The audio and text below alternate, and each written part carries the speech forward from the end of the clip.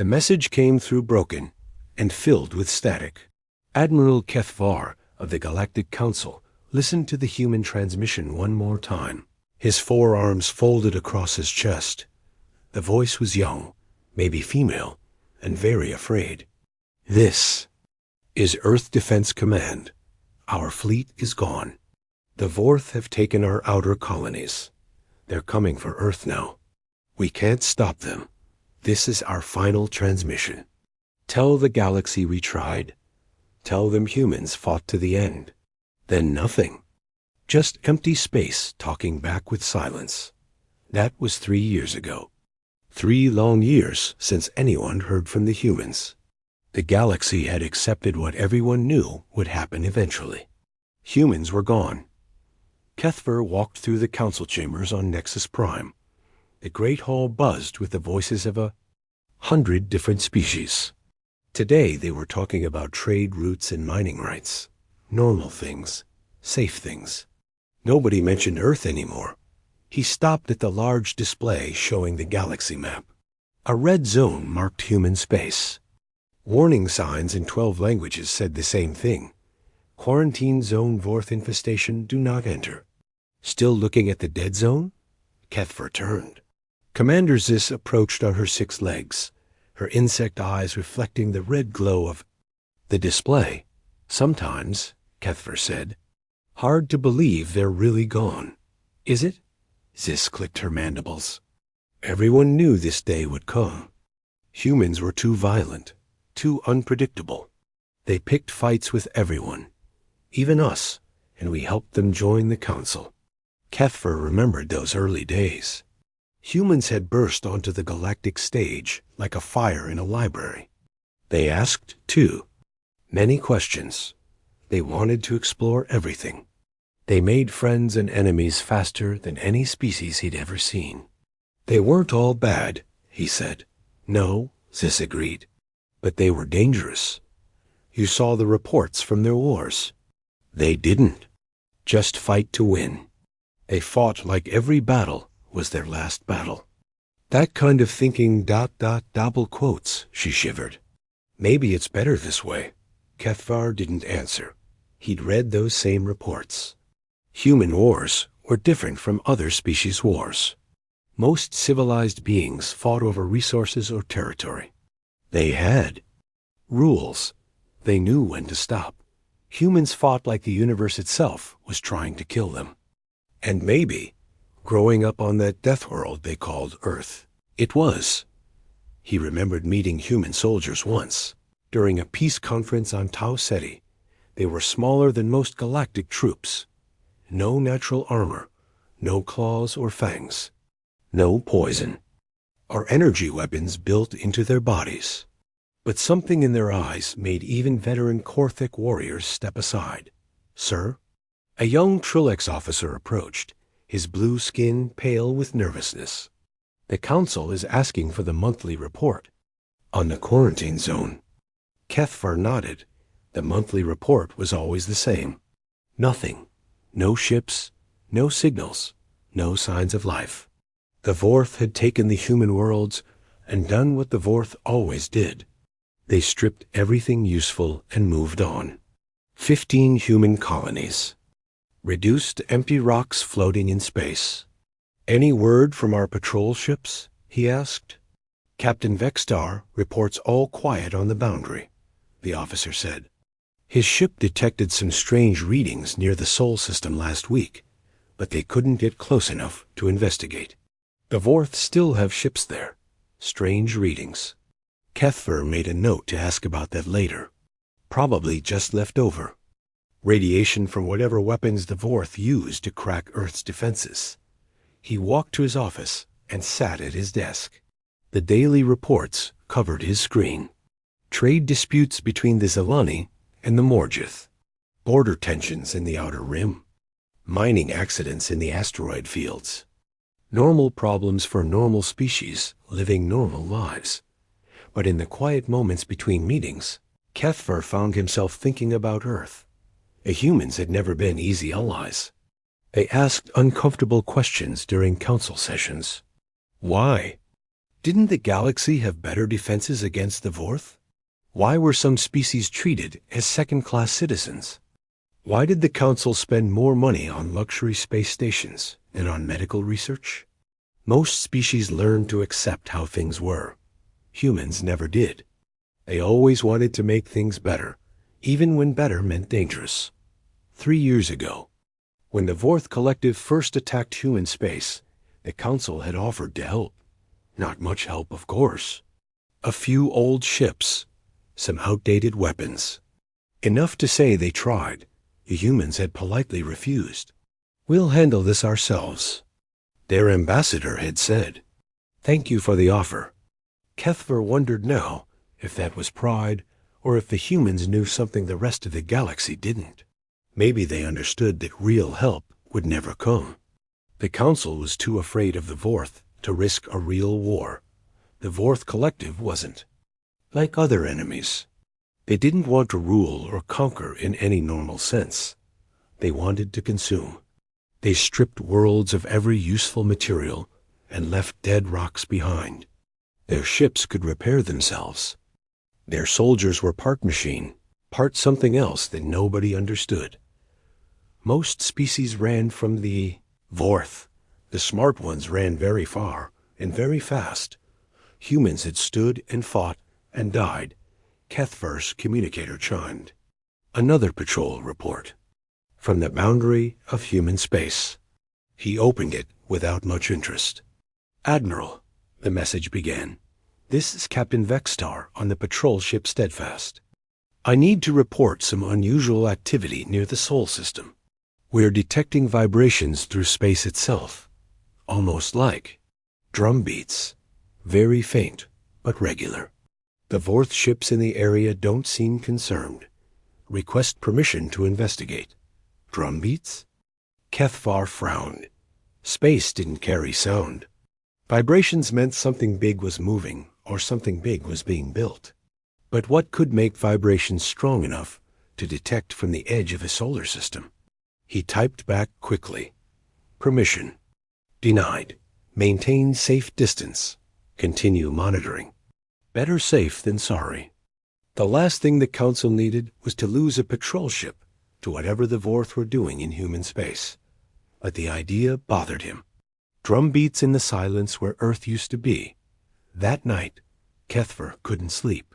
He went to his private office and pulled up the old files on human military doctrine. Most of it was classified, but his admiral's rank gave him access to almost everything. The files painted a picture of a species that never gave up. Ever. Human soldiers fought with broken weapons. Human ships rammed enemy vessels when their guns failed. Human commanders ordered last stands that should have been surrenders. There was one report that stuck with him. During the border wars with the hegemony, a human frigate had been cut off behind enemy lines. Damaged and alone, it should have surrendered or died quickly. Instead, it had hidden in an asteroid field for 6 months. The crew survived by eating recycled protein paste and breathing recycled air. They fixed their ship with spare parts and debris. When the human fleet finally broke through hegemony lines, that frigate appeared and joined the final battle. Report's conclusion was simple. Human forces display an unusual reluctance to accept defeat, even under impossible circumstances. Unusual reluctance to accept defeat. Kethver looked at the galaxy map again. The red zone that marked human space seemed smaller somehow, as if the light was fading, but the vibrations Captain Vextar detected suggested something else. Something was happening in the Sol system. Something the Vorth either didn't notice or didn't care about. 3 years was a long time. Long enough for the galaxy to forget. Long enough for everyone to accept that humans were just another extinct species in the vast museum of space. But as Kethver finally went to bed, one thought followed him into his dreams. Humans had never been good at staying dead. Captain Vextar had been patrolling the edge of human space for 2 years. His ship, the Steadfast, was old but reliable. Its sensors were good enough to watch the boundary and stay out of trouble. That was all the council asked for. But the vibrations were getting stronger. What started as faint drumbeats 3 months ago had grown into something else. Something that made his ship's hull ring like a bell. His engineer, a nervous Quellan named Spitek, checked the sensors every hour. "It's not random," Spitek said, his tentacles dancing over the control panel. "The pattern repeats every 47 minutes and 12 seconds, like a heartbeat, but much slower." Vextar stared at the readings on his screen. The vibrations came from deep inside the Sol system, somewhere near Earth itself. But that was impossible. Earth was dead. The Vorth had been there for 3 years, stripping away everything useful. Could it be the Vorth? He asked. "Their ships make noise, yes," Spitek said. "But not like this. This is ... bigger, much bigger." On the other side of the galaxy, Admiral Kethver was asking the same questions. Reports came in from all the patrol ships watching human space.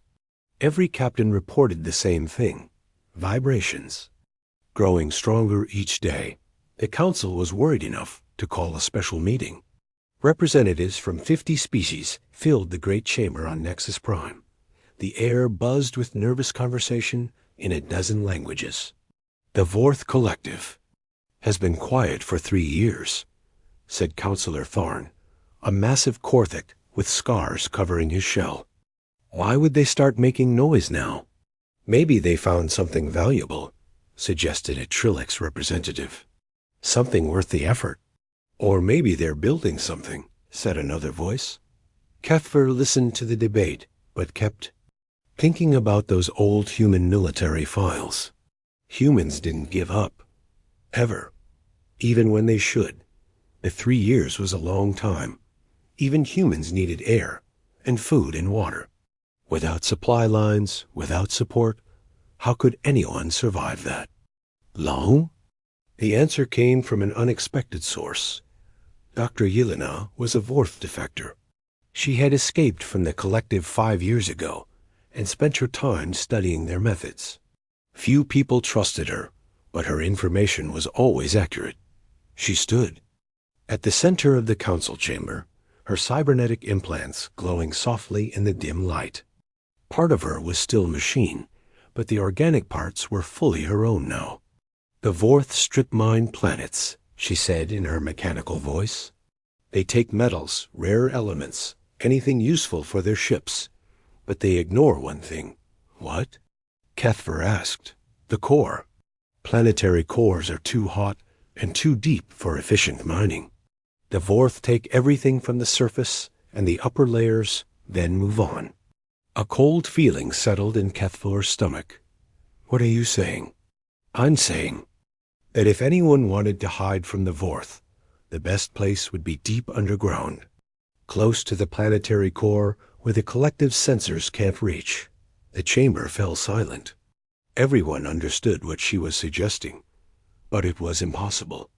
No species could survive that deep underground. The heat alone would kill them. Except ... Humans.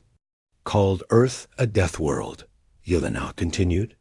They lived with dangers that would kill most species. High gravity, extreme weather, dangerous animals. They adapted to survive almost anything. "You think humans are still alive down there?" Tharn asked. "I think something is alive down there," Yelena said.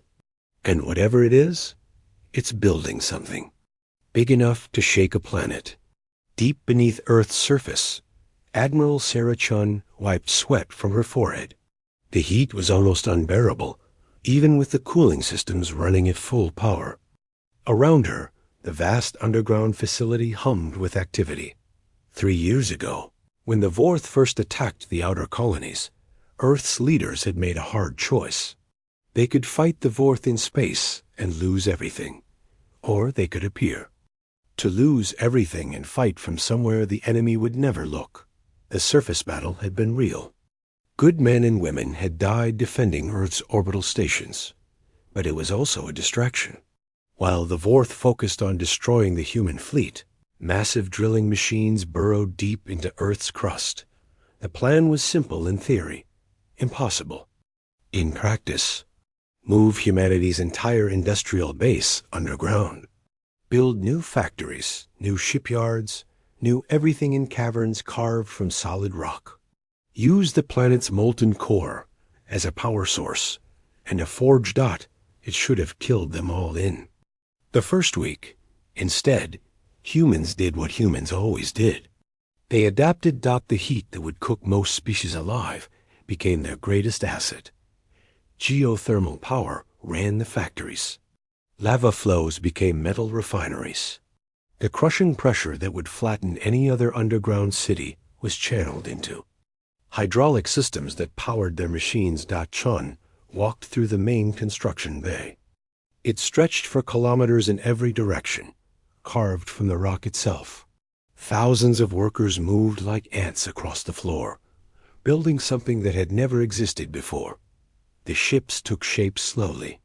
Not the sleek, elegant vessels that other species preferred, but brutal, functional machines designed for one purpose. These ships were born in fire and pressure. They were built to survive anything the universe could throw at them. Admiral, called Chief Engineer Martinez. He was covered in grease and grinning like a madman. The resonance engines are working perfectly. Each ship's launch will send vibrations through the rock layers above us. How many can feel it on the surface? Sean asked. Anyone with good sensors, probably.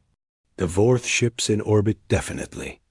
Notice, but they think it's just geological activity from their mining operations. Chun nodded. Let them think that.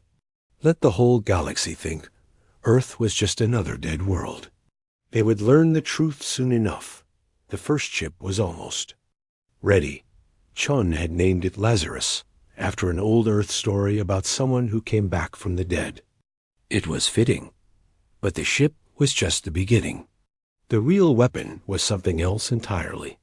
Something that 3 years of desperate work had created. Humanity itself had changed down here in the depths. The heat and pressure and constant danger had forged them into something new.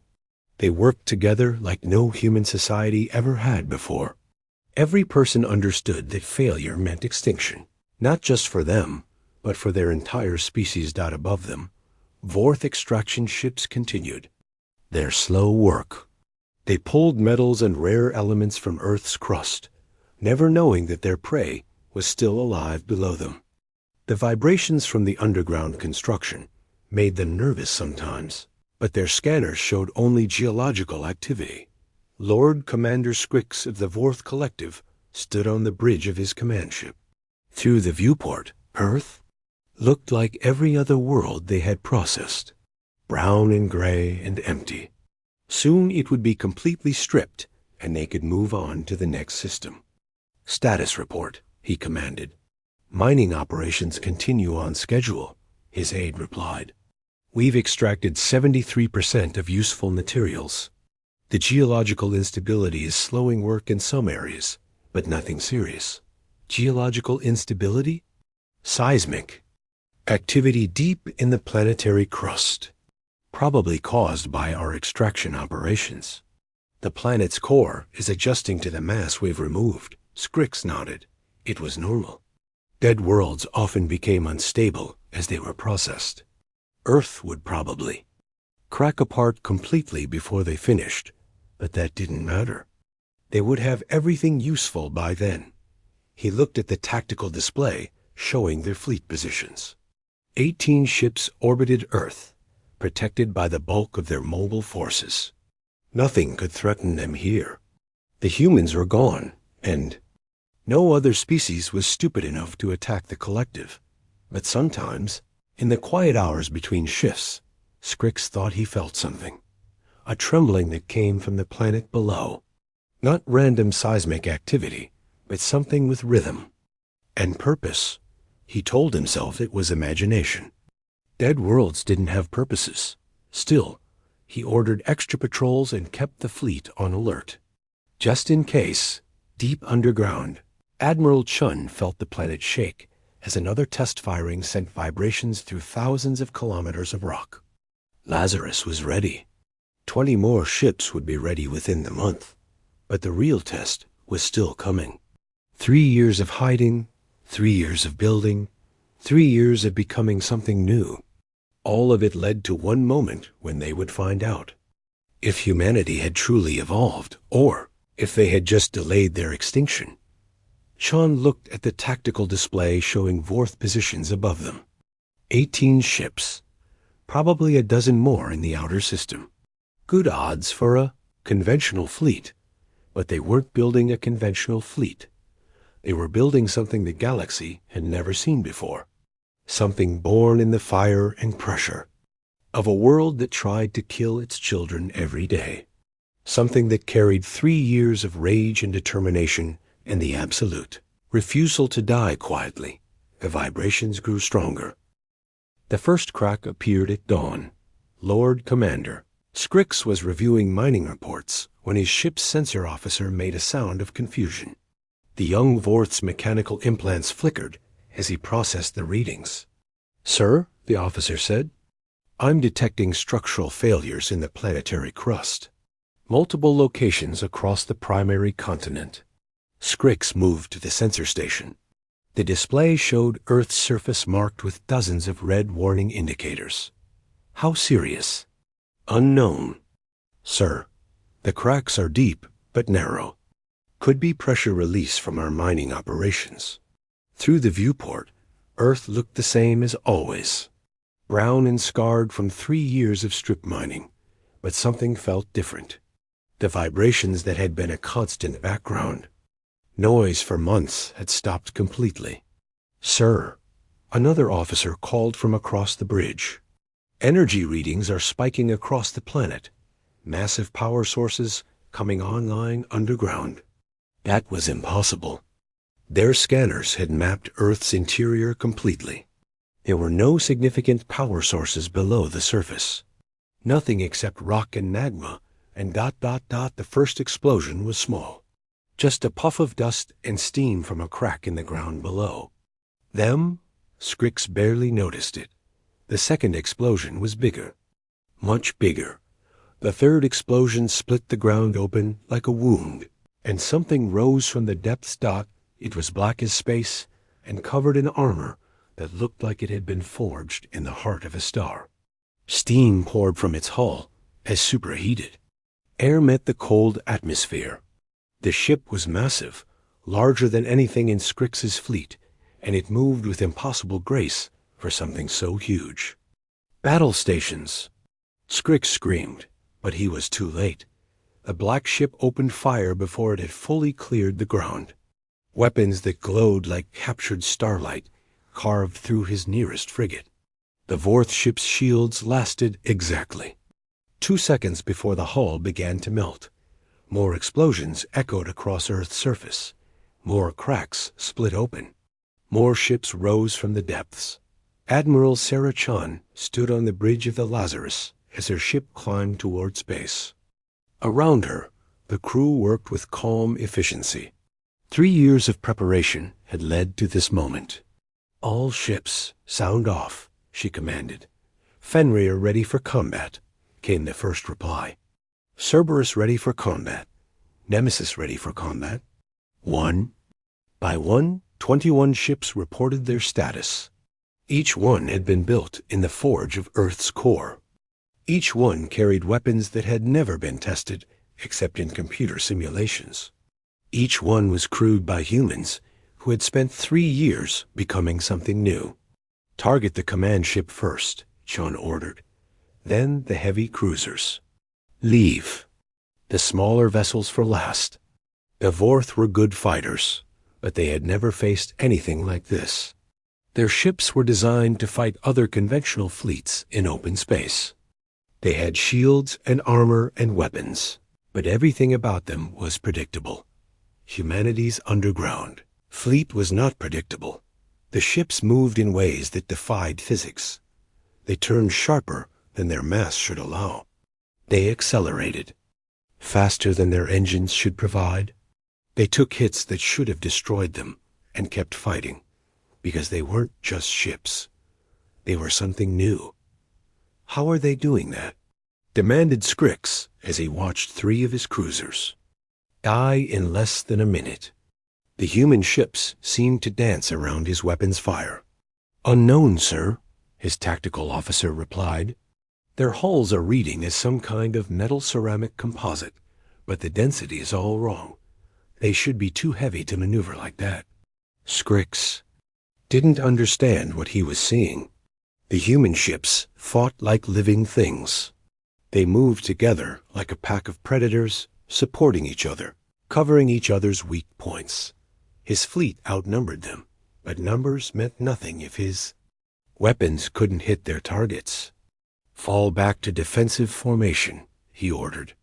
Signal the outer fleet for reinforcement. But the human ships weren't interested in a long battle. They moved through the Vorth formation like sharks through a school of fish. Every shot found its target. Every movement had purpose. Chon watched the tactical display with satisfaction. The underground years had changed everything about how humans fought. Living in connected caverns, working together on projects that required perfect coordination, facing death every day from heat and pressure, and cave-ins had forged them into something new. They thought as one species now. Every captain knew what every other captain was thinking. Every crew worked in perfect harmony with every other crew. The Vorth fought as individuals. Each ship looked out for itself. First, it was no contest. Ma'am, her communications officer said, we're receiving transmissions from the Galactic Council. They want to know what's happening. Put them through, Chun said. Admiral Kethfar's voice crackled through the speakers, filled with disbelief. Unknown vessels, please identify yourselves. This is Admiral Kethfor of the Galactic Council. Are you human? Chun smiled. Hello, Admiral. This is Admiral Sarah Chun of the Earth Defense Force. We never left. We just went deeper. The battle above Earth lasted exactly 47 minutes. When it was over, the Vorth fleet was gone. Some ships had been destroyed. Others had fled to the outer system. A few had simply surrendered, their crews too shocked to continue fighting. But the real shock came when the human fleet didn't pursue them. Why aren't you chasing them? Kethfar asked during the communication that followed. His ship had arrived, just in time to watch the end of the battle. Because this was never about revenge, Chun replied. This was about proving a point. What point? That extinction is a choice. The Vorth thought they had wiped us out because they destroyed our surface cities and our orbital facilities. They never looked deeper. They never considered that we might adapt and survive in ways they couldn't imagine. Kethfer stared at the tactical display showing the human fleet. 21 ships had defeated a Vorth force 3 times their size. But more than that, they had done it without losing a single vessel. How? He asked. How did you survive down there? How did you build all this? The same way humans always survive, Chun said. We refuse to die quietly. We use the planet itself as our weapon. The heat that should have killed us powered our forges. The pressure that should have crushed us shaped our metal. The darkness that should have driven us mad taught us to work together. On his ship's display, Kethfer could see the human vessels more clearly now. They were beautiful in a terrifying way. Black as space, but alive with flowing lines that seemed to pulse with internal energy. They looked like they had been grown rather than built. What are you now? He asked quietly. What we always were, Chun replied. Human, but also something more. Something forged by 3 years of hell into exactly what the galaxy needs. And what does the galaxy need? A species that doesn't know how to give up. A species that turns every defeat into a lesson and every loss into fuel for the next battle. A species that looks at impossible odds and says, watch this. The communication ended, leaving Kethfer alone with his thoughts. Around Earth, the human fleet began to spread out, not to conquer or to claim territory, but to patrol, to watch, to protect, because that was what they had become during those 3 years underground. Not just survivors, but guardians. Not just fighters, but protectors. The galaxy had written them off as extinct. They had returned as something no one expected. Hope. In the outer system. The surviving Vorth ships regrouped and prepared for another attack. They had reinforcements coming. More ships, better weapons, deadlier tactics.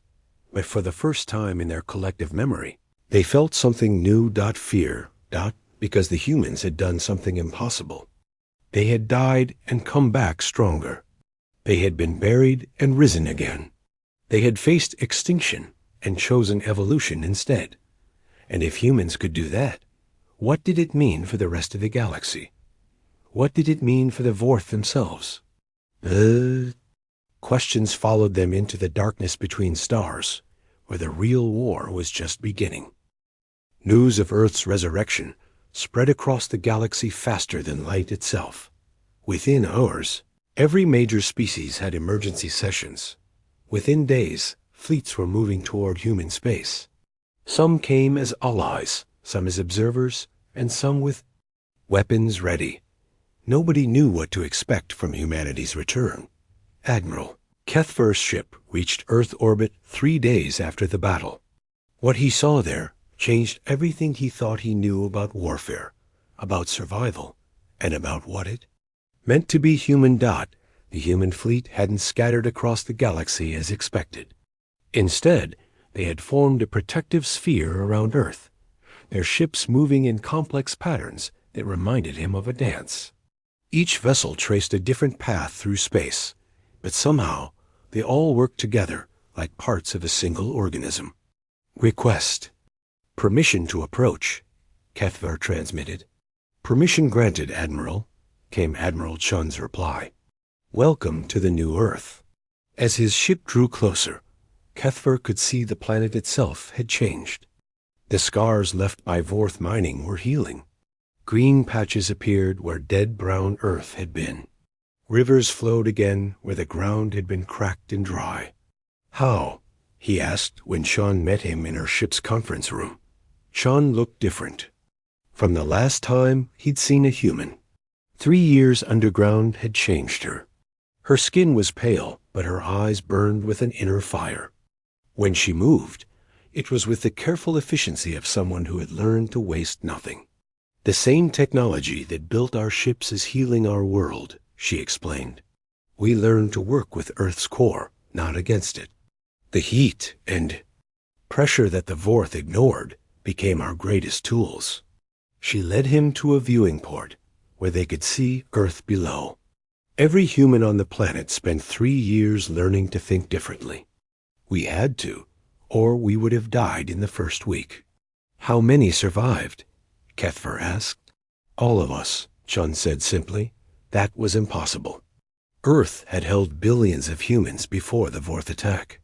No underground facility could support that many. People for 3 years. You're thinking like surface dwellers, Chun continued, reading his expression. You imagine caves and tunnels and limited space. But Earth's interior is vast. We didn't hide in small bunkers. We built an entire civilization in the planet's crust. She activated a holographic display that showed Earth's cross-section.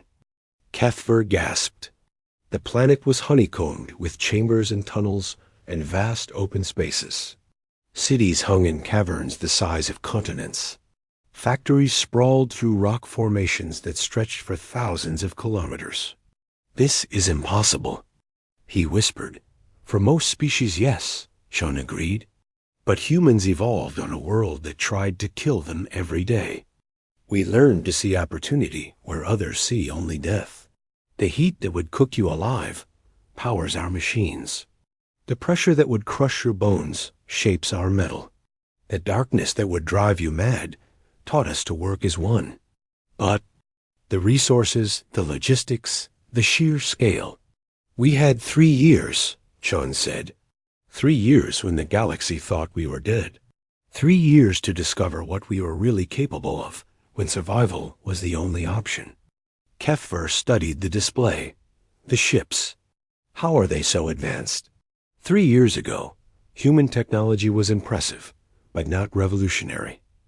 Chun smiled, and it was not entirely pleasant. 3 years ago, we were still thinking like surface dwellers.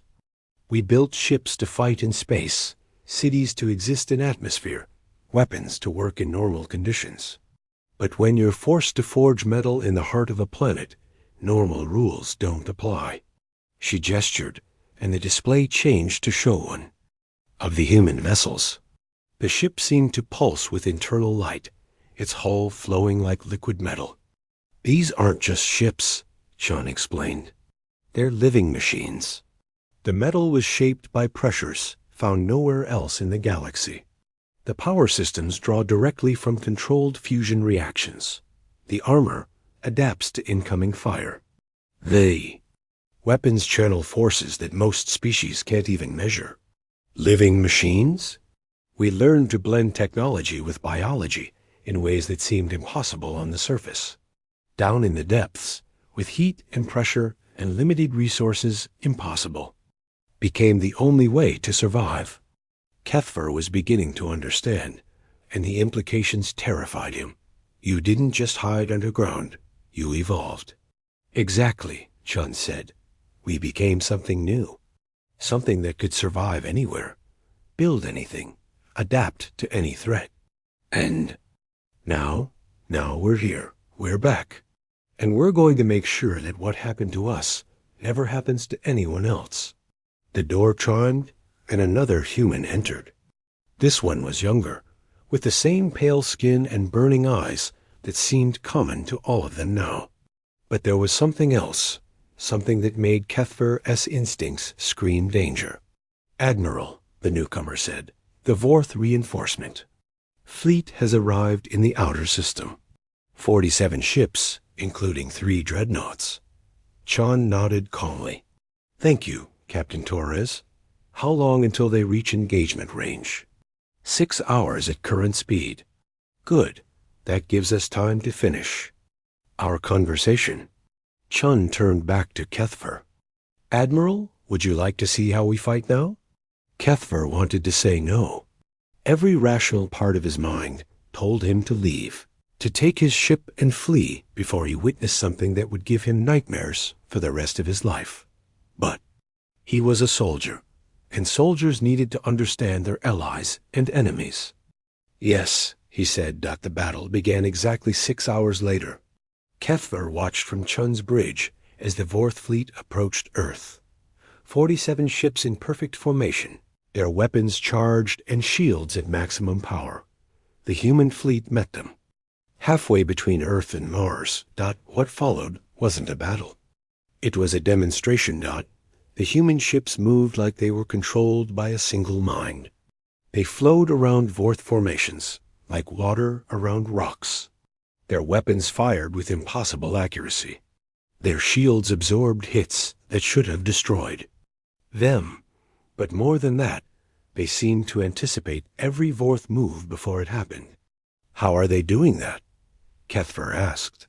Quantum entanglement communication, Sean replied casually. Every ship is connected to every other ship at the subatomic level. What one captain knows, they all know instantly. That's theoretical technology.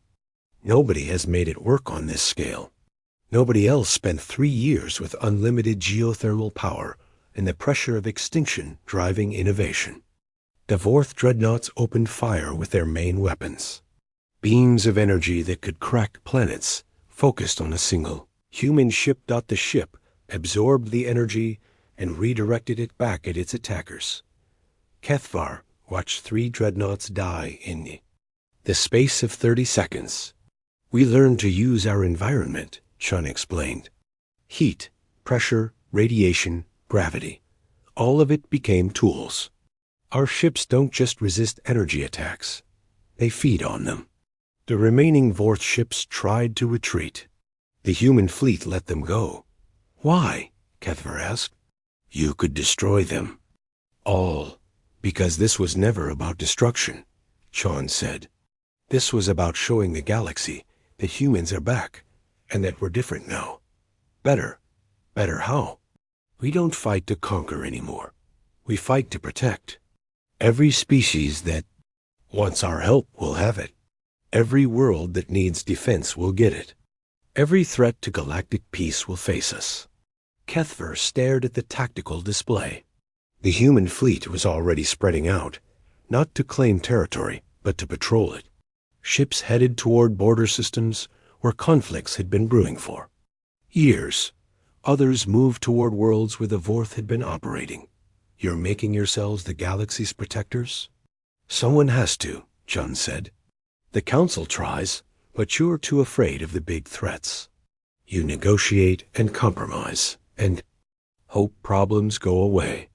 We've learned that some problems only understand force. And if species don't want your protection? Chun's smile was cold. Then they won't get it, but they won't attack anyone else either. Over the following weeks, reports came in from across the galaxy. Human ships appeared wherever there was trouble. Pirates found their bases destroyed overnight. Slavers discovered their ships disabled and their captives freed. Border conflicts ended when human vessels arrived and simply sat between the opposing fleets. The galaxy learned quickly that arguing with humans was pointless. They didn't negotiate or compromise or accept excuses. They stated facts and enforced them, but they also brought help wherever it was needed. Plague worlds received medical aid. Famine systems got food shipments. Natural disasters were met with rescue fleets that appeared faster than anyone thought possible. They're not the same. Species that left 3 years ago, Counselor Tharn told the emergency session on Nexus Prime. There's something new, something we don't understand. Are they a threat? Asked a Trilix representative. To enemies, yes, Ketfer replied. To everyone else, they're the best hope the galaxy has ever had. Because that was what 3 years of hell had forged from humanity. Not conquerors or destroyers, but guardians. Not a species that took whatever it wanted, but one that gave whatever was needed. They had died and been reborn as something the galaxy had never seen before. Something that made extinction impossible for anyone willing to fight for survival. The age of hiding was over. The age of protection had begun. 6 months after Earth's resurrection, the galaxy was a different place. Admiral Kethver stood in the council chambers on Nexus Prime, but the Great Hall felt smaller now. Fewer species came to the meetings, not because they had lost interest in galactic politics, but because many of their problems were being solved elsewhere by humans. The Hegemony Republic border conflict ended yesterday, reported Counselor Tharn. Human mediators arrived, and both sides agreed to peace within 6 hours. How? Asked a Zalani representative. Those two species have been fighting for 20 years. The humans didn't mediate, Tharn replied. They just sat between the fleets and said that anyone who fired a shot would answer to Earth. Both sides decided peace was preferable. Kethvar had seen the reports. Human ships didn't threaten or posture. They simply existed wherever trouble was brewing. Their presence alone was enough to stop most conflicts before they started. But that wasn't the strangest part. What about the Vorth? He asked. The chamber fell silent. Everyone knew about the Vorth. After their defeats at Earth, and in a dozen other systems, the collective had retreated to their core worlds. Intelligence suggested they were building something new, something designed specifically to fight humans. The humans are hunting them, Tharn said quietly. Systematically, every Vorth fleet that leaves their territory disappears. Every world they've conquered is being liberated. It's not war anymore. It's extermination. No, said a new voice from the chamber's entrance. It's education. Admiral Chun walked into the hall, and every conversation stopped. She moved with the same careful efficiency that all humans showed now, but there was something else. An authority that made even veteran warriors step aside. Counselor Chun, Kethver said formally. The humans had been offered a seat on the council after their return. Chun had accepted, though she rarely used it. Admiral, she replied with a nod. I wanted to address some concerns about our actions regarding the Vorth Collective. You're destroying them, Tharn accused. We're giving them the same choice we were given, Chun corrected. Adapt or die. Evolve or become extinct. Most species, when faced with that choice, choose evolution. And if they don't? Chun's expression didn't change. Then they make room for species that will. It was said calmly, without anger or hatred. But everyone in the chamber understood the finality behind the words. You're judge and jury for the entire galaxy now? Asked a Quellan representative. No, Chun said. We're the option that appears when all other options have failed. When negotiation doesn't work, when sanctions don't work, when peaceful solutions are impossible, then someone has to enforce basic standards of civilization. She activated a holographic display that showed the galaxy as it existed now. Green. Zones marked areas under human protection. Yellow zones showed neutral space. Red zones marked Vorth territory, and those zones were shrinking every day. For 3 years, we learned what it means to face extinction, Chun continued. We learned what species are capable of when survival is the only goal. Some rise to meet the challenge. Others consume everything around them rather than change. And you decide which is which. The universe decides, Chun replied. We just enforce its decisions. Kethver studied the display. Human ships were everywhere now, but they weren't conquering. They were patrolling, protecting, maintaining order. Wherever they went, trade improved. Conflicts ended. Progress accelerated. What do you want from us? He asked. Nothing, Chun. Sighed. Continue governing yourselves.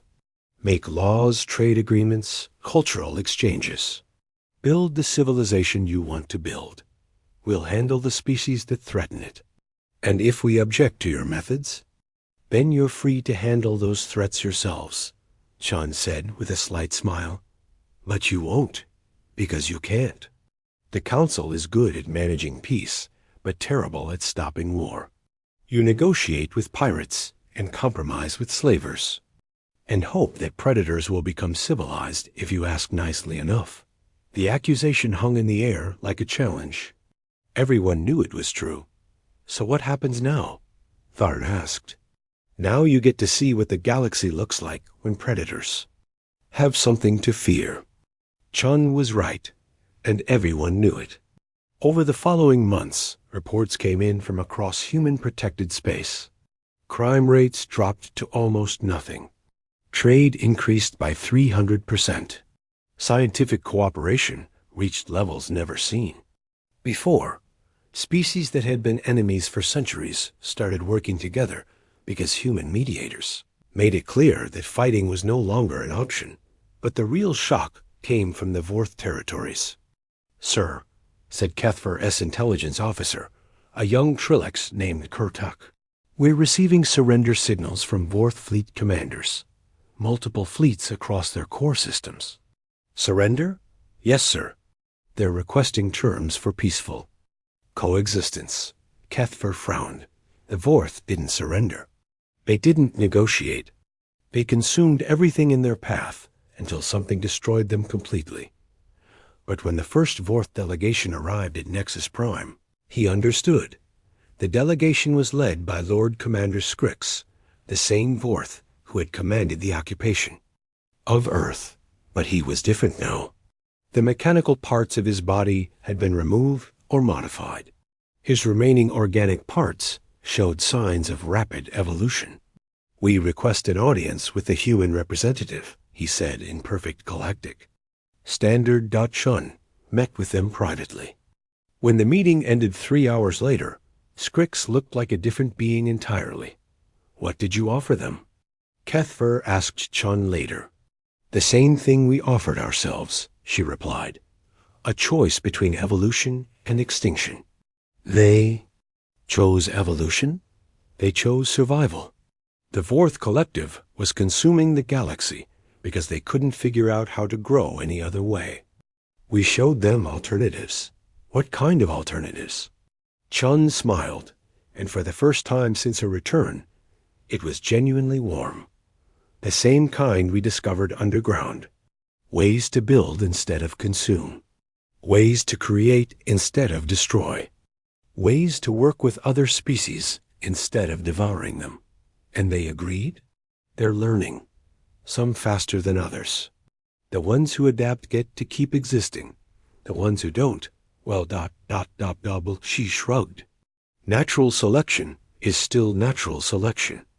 Within a year, the galaxy was unrecognizable. The Vorth Collective had become the Vorth Commonwealth, a federation of worlds working to repair the damage they had caused.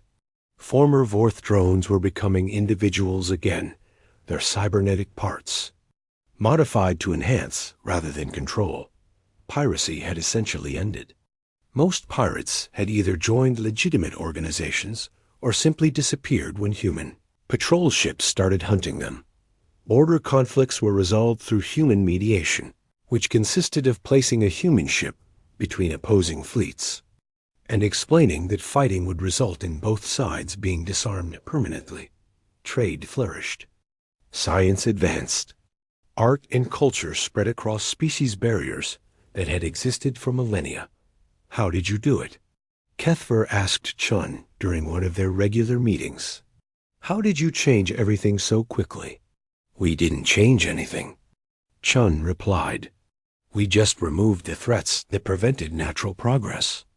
Give civilization a chance to grow without predators destroying it, and it grows remarkably fast. But the scale, the efficiency, the coordination. 3 years underground taught us to think big, Chun said.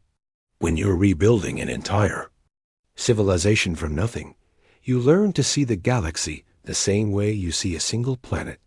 Everything connected, everything working together, everything depending on everything else. Kethver nodded, but something still bothered him. What happens when you're gone? When humanity decides it's done being the galaxy's protector. Chun's expression grew serious. That's not going to happen. Why not? Because this is what we became down there in the dark. Not conquerors or rulers or gods, but guardians. It's not a job we took on, Admiral. It's what we are now. She gestured toward the viewport where Earth hung in space. The planet was green again, beautiful again, but somehow different. It pulsed with a subtle energy that hadn't been there before. Every human child born since our return understands their purpose before they can walk. Chen continued. We exist to make sure that no species ever faces extinction alone again. We exist to give the weak a chance to become strong, and the strong a reason to protect the weak. And if other species object, if they want to return to the old ways, then they'll learn what the Vorth learned, Chun said simply. Evolution isn't optional when extinction is the alternative. The conversation ended there, but Kethver continued thinking about it for days. Humanity had returned from the dead as something the galaxy had never seen before. Not as conquerors seeking revenge, but as guardians ensuring survival. They had ascended from their underground forge as beings who made extinction impossible for any species willing to fight for its future. The age of fear was ending. The age of hope had begun.